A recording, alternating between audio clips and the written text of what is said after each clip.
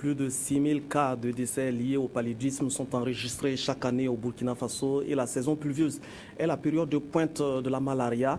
Le programme national de lutte contre le paludisme mène des actions de sensibilisation sur les comportements à adopter pour minimiser les risques de palu. Au centre-est, le programme s'est adressé aux leaders d'opinion pour qu'ils parlent aux populations. Issaïl Dever Mbibani. Cette rencontre avec les leaders d'opinion de la région du Centre-Est vise à une meilleure implication de ces derniers dans la lutte contre le paludisme au Burkina Faso. Les populations les plus vulnérables sont les femmes enceintes et les enfants de moins de 5 ans.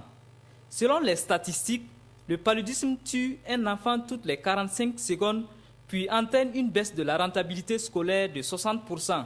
Le paludisme est un problème majeur de santé publique pour notre pays. C'est une maladie qui est endémique.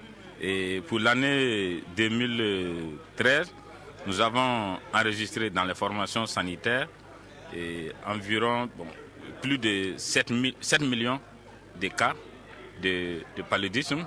Malheureusement, il y a eu également des décès, mais c'est la première cause de morbidité, première cause de consultation, première cause d'hospitalisation et malheureusement première cause également des décès dans nos formations sanitaires. Le programme national de lutte contre le paludisme et ses partenaires mettent l'accent sur la communication à travers cette plaidoirie.